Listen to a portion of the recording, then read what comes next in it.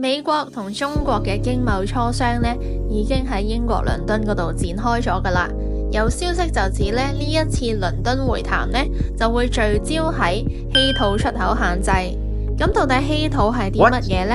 嗱，稀土就好似字面嘅解釋啦，係指蘊藏量比一般金屬稀少較多嘅金屬。而有部分被列為稀土嘅金屬呢，雖然蘊藏量唔少，但係呢就存在開採困難嘅問題啦，導致呢啲金屬嘅稀有程度呢隨之而上升。稀土呢雖然好罕見，但係佢嘅用途呢你就唔可以唔知啦。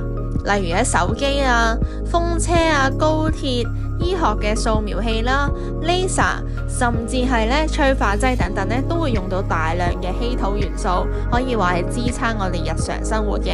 稀土咧，亦都係一個寶貴嘅戰略資源，廣泛應用喺咧高端嘅科技領域同埋軍工領域嘅。目前咧有消息就話，美國咧甚至有80%嘅稀土係嚟自中國啦。所以就解釋咗咧點解美國咧咁關注中國嘅稀土出口限制啦。